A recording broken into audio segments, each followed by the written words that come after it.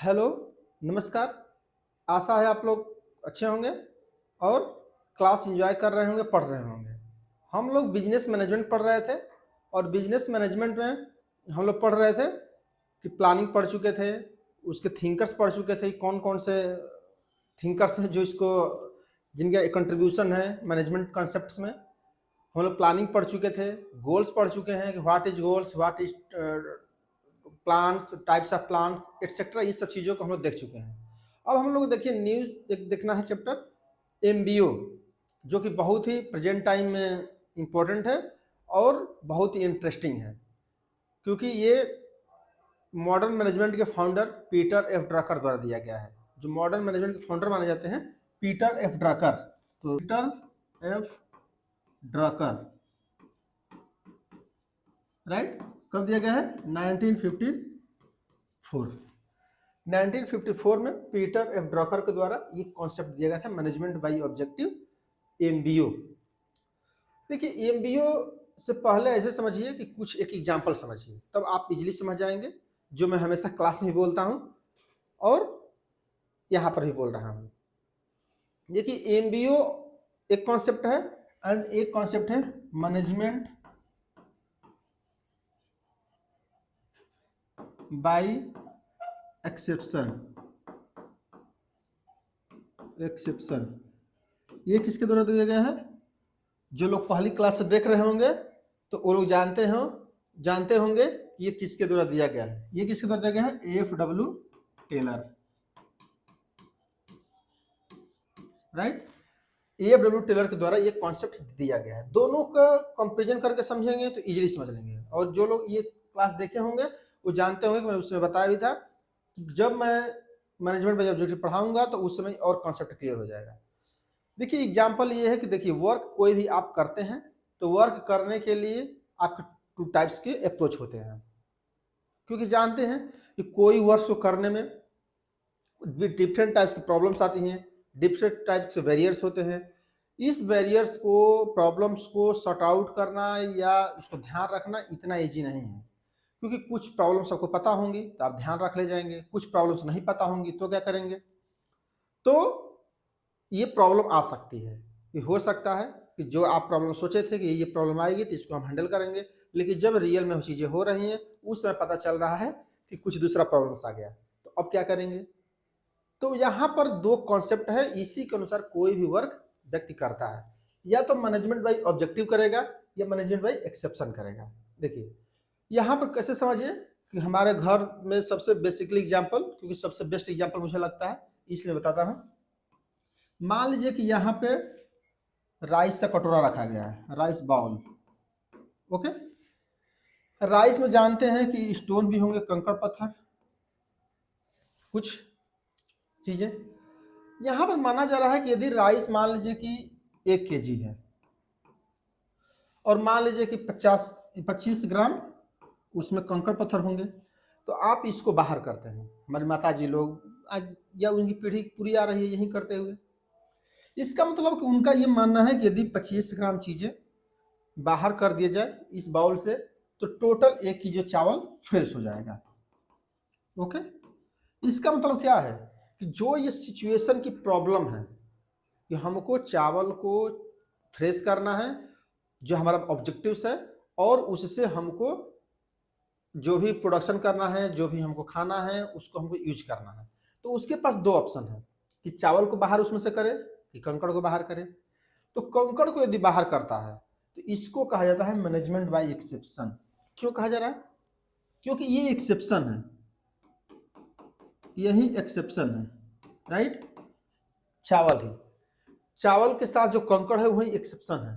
तो ये माना जा रहा है कि एक्सेप्शन को बाहर कर देंगे तो चावल ओके हो जाएगा, फ्रेश हो जाएगा। ऐसे क्लास में ले लीजिए, मान लीजिए क्लास में पढ़ा रहे हों, 100 स्टूडेंट बैठे हों, 100 में से 2 लड़के डिस्टर्ब किए हुए हों, तो आप जब 2 स्टूडेंट को बाहर कर देते हैं और उसके बाद क्लास को कंट्रोल करते हैं, that is you are management by exception, right. क्यों? क्योंकि वो 2 लोगों को एक्सेप्शन को बाहर कर रहे हैं और जो चीजें बच रही वही आपको मान लेना है। कोई लॉ ऑफ डिमांड पढ़ते होंगे तो डिफरेंट टाइप्स की उसमें फेवरेबल चीज़ें होती हैं, इनफेवरेबल भी होती हैं। इनफेवरेबल को कंट्रोल कर लिया जाता है कि नहीं नहीं ये इसका क्रिटिसिज्म है या ये इसका मान्यताएं हैं, एजम्पन्स हैं, और एजम्पन्स के आधार पर जो चीज़ें बचा वो आपका क्वालिटी है, वही लॉ है। उसी प्रकार से यहाँ पर भी है। लेकिन आप जानते हैं कि ये सिचुएशन कब यूज होगा, जब आपको पता हो कि यही प्रॉब्लम इतना है, तभी हो सकता है कि आपको पता ही न चले। जैसे मान लीजिए कि आप एग्जाम दे रहे हैं, देने वाले हैं मान लीजिए, और एग्जाम में डिफरेंट टाइप्स की प्रॉब्लम्स आ सकती हैं। तो आप सोचे कि टाइम की प्रॉब्लम आएगी तो स्पीड लिख लेंगे, और मान लीजिए कि टाइम से पहुंचने की प्रॉब्लम है, दो प्रॉब्लम मेन होगी, उसी को हम हैंडल कर लेंगे, उसके बाद हमारा पेपर पूरा हो जाएगा। अगर इस प्रकार से आप कर रहे हैं, that is management by exception, आप एक्सेप्शन के द्वारा कर रहे हैं। लेकिन अगर मान लीजिए कि क्वेश्चन पेपर मिला, हो सकता है कि डेस्क हिल, टेबल हिल रहा है, तो क्या करेंगे? ये तो सोचे ही नहीं थे। मान लीजिए क्लास में बहुत ज़्यादा हल्ला हो रहा है, नॉइज, अब क्या करेंगे? ये भी प्रॉब्लम नहीं सोचे थे हम। ऐसा हो सकता है क्लास में, हो सकता है टीचर ही अनावश्यक कुछ चीज़ें बोल रहा है, कभी कभी इरिटेटिंग हो जाती है कि टीचर अपना बात कर रहा है, या अनावश्यक कुछ बोल रहा है, शांत रहो, ये करो, वो करो, तो ऐसा भी हो सकता है। अब क्या करेंगे? डिफरेंट टाइप्स हो सकता है कि पीछे वाला पूछ ही रहा है, नहीं बताओ बताओ, हो सकता है कि लिखने की प्रॉब्लम आ रही हो सकता है कि पेपर हार्ड हो गया हो सकता है कि ना आ रहा कुछ भी हो सकता है कि बहुत ठंडी लग रही हो सकता है बहुत गर्मी लग रही हो सकता है गर्मी तो पंखा ना चल रहा हो। ये सब चीज़ें डिफरेंट टाइप्स की आ सकती हैं। अब आप जानते हैं कि ये डिफरेंट टाइप्स से कंट्रोल नहीं कर सकते हैं, अर्थात मैनेजमेंट बाय एक्सेप्शन सब नहीं कर सकते हैं। अब आपको क्या करना होगा? Management by objectives. It means कि अब आपको ध्यान रखना है कि ठंडी गर्मी, हल्ला हो रहा है कि टीचर बोल रहा है कि टेबल हिल रहा है, ये क्या हो रहा है, नॉट डजेंट इम्पोर्टेंट। इम्पोर्टेंट क्या है? आपका एग्जाम। और आप एग्जाम को ध्यान में रखते हुए कि हमको एग्जाम 3 आवर्स का देना है और 3 आवर्स में ही हमको ये सब चीज़ें करनी है, तो अपना ऑब्जेक्टिव्स को ध्यान में रख के जब आप परफॉर्म कर रहे हैं, that is your organised by management by objectives. तो इस कॉन्सेप्ट को लाइफ टाइम याद रखना है कि मैनेजमेंट बाय ऑब्जेक्टिव्स क्या होता है और मैनेजमेंट बाय एक्सेप्शंस क्या होता है। Are you okay? तो ये सब चीजें आपको हमेशा ध्यान रखना है। जैसे इसी का यहाँ पर राइस वाला ले लीजिए, जैसे मान लीजिए कि राइस का ये भी एक बाउल है, और इसमें मान लीजिए कि 300 ग्राम राइस है और 700 ग्राम कंकड़ पत्थर है। ओके, अब क्या कैलकुलेट करेंगे? अब इसमें से राइस ही को बाहर कर लेंगे, अर्थात जब प्रॉब्लम ज्यादा हो और ऑब्जेक्टिव्स कम हो, ऑब्जेक्टिव्स, तो ऑब्जेक्टिव्स पर ध्यान रखिए। इसका मतलब क्या है कि प्रेजेंट टाइम में भौंकने वाले बहुत होते हैं, उसको इग्नोर करिए और अपना फोकस करिए। इसका बेसिक मतलब ये है। जैसे एक बार श्री रतन टाटा जी से पूछा गया, जो कि इस समय आप जानते होंगे कि अभी कुछ दिन पहले 10 तारीख को आई थिंक 10 अक्टूबर था, उस दिन उनका देहावसान हो गया। तो उनसे एक बार पूछा गया कि ये बताइए कि जीवन को, उपलब्धि को, सक्सेस को अगर आपको डिटरमाइंड करना हो कि किस प्रकार से डिटरमाइंड करेंगे कि हम सक्सेस हो जाएं या अपनी उपलब्धि को प्राप्त कर पाएं, क्या करना चाहिए वन वर्ड में? तो उन्होंने बताया फोकस। फोकस, वर्क पर फोकस करिए। और इसका मेन यही है ऑब्जेक्टिव्स, कि आप ऑब्जेक्टिव्स को ध्यान में रखिए और चीज़ों को थोड़ा छोड़िए, क्योंकि हो सकता है कि अनावश्यक चीज़ों को ध्यान में रखेंगे, आपका ऑब्जेक्टिव पूरा नहीं होगा। ऐसा हो सकता है कि नहीं, कि बहुत चीज़ों को ध्यान रखने, अगल बगल ये करेंगे वो करेंगे तो मेन चीज़ भूल गए। ऐसा हो सकता है कि नहीं? अब इसमें प्रॉब्लम आ सकती है। इसलिए ये कॉन्सेप्ट को यूज किया जाता है मैनेजमेंट बाय ऑब्जेक्टिव्स, कि किस प्रकार से चीज़ों को हम मैनेज करेंगे।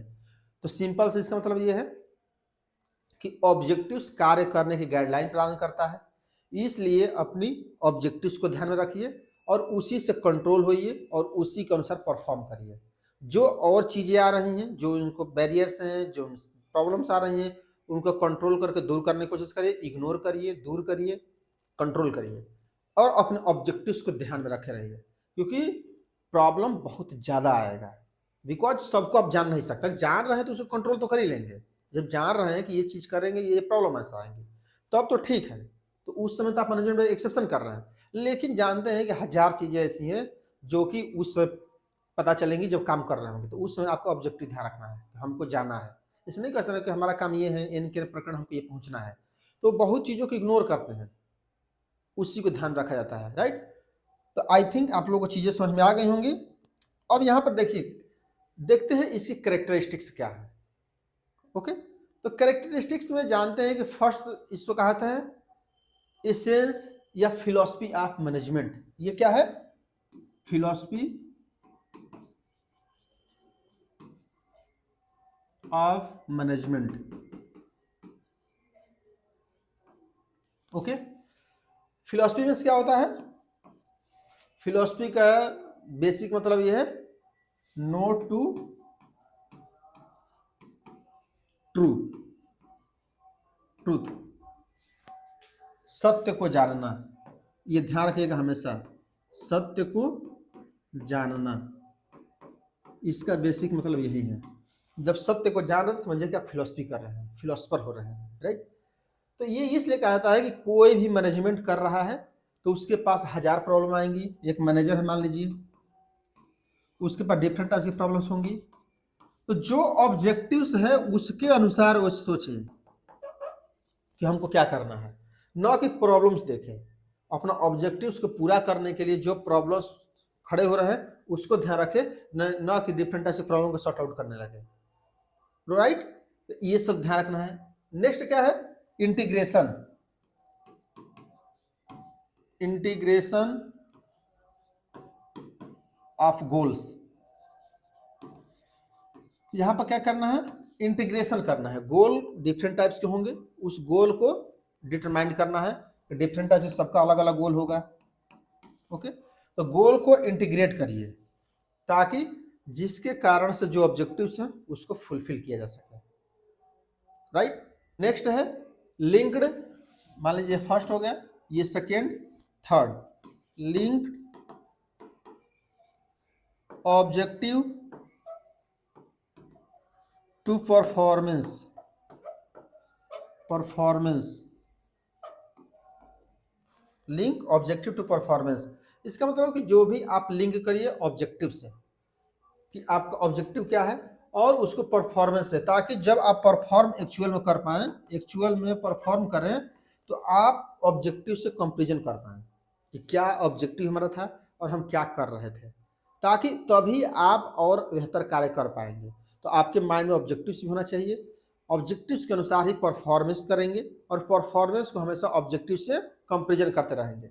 यदि आपको लगेगा कि ऑब्जेक्टिव इस परफॉर्मेंस से कंप्लीट हो जाएगा तो आप वर्क करते रहेंगे, ऑब्जेक्टिव पूरा हो जाएगा। और यदि आपको जब लगे कि मेरा ऑब्जेक्टिव कुछ अलग है और मेरा परफॉर्मेंस कुछ अलग चल रहा है, तो आप इमीडिएटली करेक्टिव एक्शन लेंगे, अफर्मेटिव एक्शन लेंगे, राइट। तो ये चीजें होती हैं मैनेजमेंट की, एमबीओ की स्टडी करते हैं या कैरेक्टर, इसीलिए हम ऑब्जेक्टिव्स को ध्यान में रखते हैं, राइट।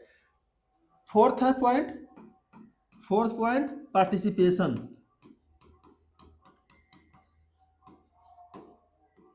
Okay, participation.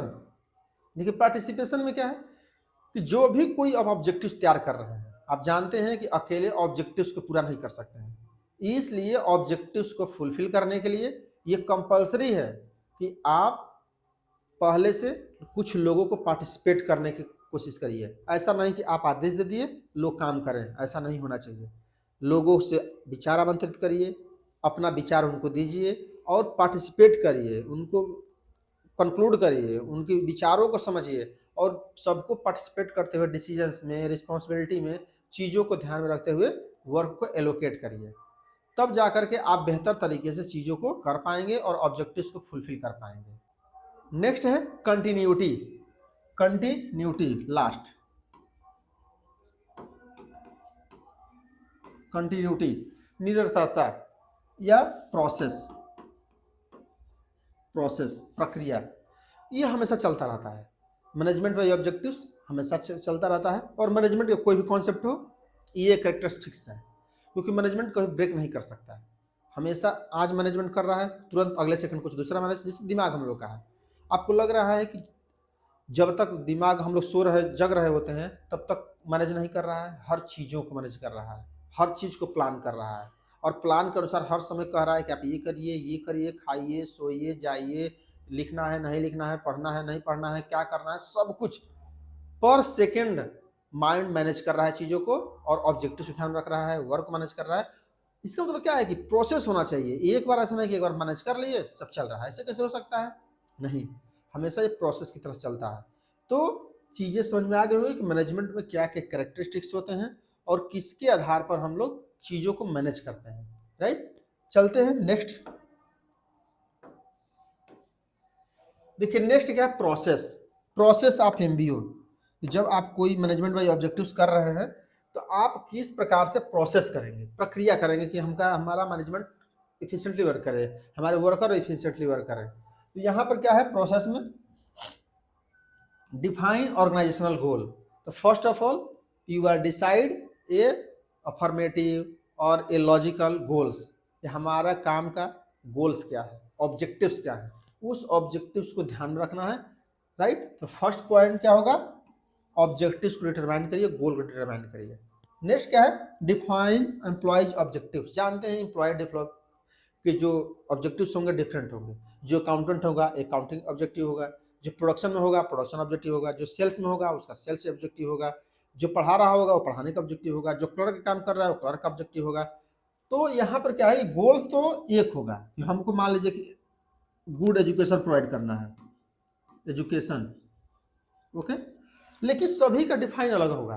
क्लर्क का काम कुछ अलग होगा, असिस्टेंट प्रोफेसर का काम कुछ अलग होगा, वीसी का काम कुछ अलग होगा, स्कूल का सॉरी जो मान लीजिए कि प्यून है उनके काम अलग होगा, जो भी हो, रजिस्ट्रार का काम अलग होगा, परीक्षा कंट्रोल का काम अलग होगा, सब कुछ अलग अलग लोगों का होगा। ये क्या है, यही ऑब्जेक्टिव से सबका है कि एग्जाम वाला एग्जाम देखेगा, रजिस्ट्रार कागज की कराई सब पेपर वर्क देखेगा, ये प्यून है प्यून से रिलेटेड काम करेगा, कोई असिस्टेंट प्रोफेसर पढ़ाएगा, वाइस चांसलर सभी चीज़ों को मैनेज करेंगी।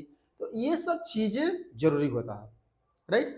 तो आप पहले उसके बाद क्या करते हैं, सेकेंड पॉइंट में सभी एम्प्लॉय की लाइबिलिटी फिक्स करते हैं कि आपको क्या करना है, आपको अकाउंटिंग करना है, आपको सेल्स करना है, आपको परचेज करना है, आपको प्रोडक्शन करना है, आपको एडवर्टाइज करना है, आप HR के रिलेटेड काम करेंगे, क्या करेंगे, टाइपिंग करेंगे, ये सब चीज़ें। नेक्स्ट क्या है, third, continuous monitoring perform and progress. अब क्या होगा कि जब ऑब्जेक्टिव निर्धारित कर देंगे तो कार्य एग्जीक्यूट हो रहा होगा, तो आप क्या करेंगे, मॉनिटरिंग करिए परफॉर्मेंस का और प्रोग्रेस देखिए क्या प्रोग्रेस हो रहा है, जो हम सोच रहे थे ऑब्जेक्टिव के अनुसार हो रहा है कि नहीं हो रहा है, ये सब चीज़ों को मॉनिटरिंग करेंगे, ऑब्जर्वेशन करेंगे, सुपरविजन करेंगे। नेक्स्ट है परफॉर्मेंस एवेल्युएशन। अब देखिए यहाँ पर क्या है कि जो ऑब्जेक्टिव्स हैं इसमें कंपैरिजन करेंगे, क्या करेंगे, कंपैरिजन, कि जो आपका ऑब्जेक्टिव डिफाइन है और जो आपका परफॉर्मेंस हुआ है इस दोनों में क्या कंपैरिजन है, राइट, ये कंपैरिजन करेंगे। अगर जो ऑब्जेक्टिव है उसी के अनुसार परफॉर्मेंस आपका चल रहा है तो नो प्रॉब्लम, आप करते रहिए। लेकिन यदि आपका इस ऑब्जेक्टिव के अनुसार ये परफॉर्मेंस नहीं हो रहा है तो इन दिस कंडीशन में you are a affirmative action, आप कोई भी एक्शन लेंगे ताकि इस ऑब्जेक्टिव्स को फुलफिल किया जा सके, टाइम, कॉस्ट और चीज़ों को ध्यान में रखते हुए, राइट। नेक्स्ट क्या है, प्रोवाइडिंग फीडबैक। अगर फीडबैक इसलिए है कि मान लीजिए कोई वर्क हो रहा है तो कोई प्रॉब्लम आ रही है तो तुरंत फीडबैक दिया जाए, जो परफॉर्मेंस वाले हैं उनको कि परफॉर्मेंस हो रही है तो फीडबैक दिया जाए कि काम क्या हो रहा है, कितना हुआ, कितना टाइम में हो जाएगा। तो फीडबैक आते रहना चाहिए ताकि लास्ट कोई भी वर्क है, कोई टाइम है तो पता चलता रहे कि इतना टाइम में हो पाएगा कि नहीं हो पाएगा, इतने कॉस्ट में हो पाएगा कि नहीं हो पाएगा, ये सब चीज़ों को ध्यान में रखा जा सके। नेक्स्ट है परफॉर्मेंस अप्रेजल। अब क्या करेंगे, जो ऑब्जेक्टिव्स है, परफॉर्मेंस है, उसको चीज़ों को देखेंगे और देखेंगे कि क्या हमारा परफॉर्मेंस ठीक है कि नहीं। अगर परफॉर्मेंस अनुकूल होगा, जितना आपको ऑब्जेक्टिव दिया गया था, उस गोल्स दिया गया था उसको फुलफिल कर लिए तो आपको माना जाएगा कि आपका परफॉर्मेंस अच्छा चल रहा है। और यदि आपने ऑब्जेक्टिव्स का फुलफिल नहीं किया तो माना जाएगा कि आपने परफॉर्मेंस अच्छा नहीं किया था। उसी के अनुसार आप चीज़ों को सैलरी देंगे, प्रमोशन करेंगे, एटसेट्रा चीज़ों को हम लोग देखेंगे। तो ये चीज़ें थी जो कि परफॉर्मेंस अप्रेजल में आपको ध्यान में रखना पड़ता है। तो ये that is a process, right. तो I think clear this point. चलते हैं next point, approaches to MBO. देखिए एक लास्ट पॉइंट इसमें आता है, अप्रोच क्या है। देखिए ऑब्जेक्टिव के अप्रोच दोनों है, top to down approach, bottom to up approach. जैसे ऐसे समझिए यहाँ मैनेजर है और यहाँ पे वर्कर है, और यहाँ पे वर्कर है और नीचे मैनेजर है, जस्ट इनवर्स। अब यहाँ पर क्या है कि एक टॉप टू डाउन अप्रोच है, कि top to down approach means कि हमारा ऑब्जेक्टिव क्या है, हमारे एम्प्लॉय क्या करें ऑब्जेक्टिव्स, और उसी के अनुसार वर्क करें। और सेकेंड अप्रोच क्या है, bottom to up approach, means manager क्या सोच रहा है, वर्कर क्या सोच रहा है, वो मैनेजर को बताएगा। जैसे आप मान लीजिए कि किसी कंपनी में काम करते हैं, तो आपका उद्देश्य क्या है, किस प्रकार से वर्क करेंगे, कितने टाइम होना चाहिए, इस अगर वर्कर बता रहा है तो बॉटम टू अप अप्रोच है, बॉटम के नीचे के लोग टॉप वाले को बता रहे हैं और उसी के अनुसार पॉलिसी डिटरमाइंड हो रही है। लेकिन मान लीजिए कि मैक्सिमम कंडीशन में तो ये नहीं होगा, मैक्सिमम कंडीशन में क्या होगा, टॉप टू बॉटम अप्रोच, ऊपर से चीज़ें ऑब्जेक्टिव्स आएंगी, गोल्स आएंगे, उसी के अनुसार आपको एक्चुअल में परफॉर्मेंस करनी होगी। तो ये सब चीज़ों को ध्यान में रखते हुए अप्रोच दिया गया है कि ये या तो टॉप टू बॉटम अप्रोच होगा या बॉटम टू अप अप्रोच होगा, आप बॉटम अप अप्रोच करिए, राइट। तो ये कुछ कॉन्सेप्ट्स थे जो कि एमबीओ को पढ़ना है, छोटा सा टॉपिक था लेकिन इम्पोर्टेंट है और हमेशा ध्यान में रखना पड़ता है। तो इसलिए आई थिंक ये क्लास आपको पसंद आया होगा। अगर पसंद आया हो तो क्लास को शेयर करिए, लाइक करिए। Thank you for watching.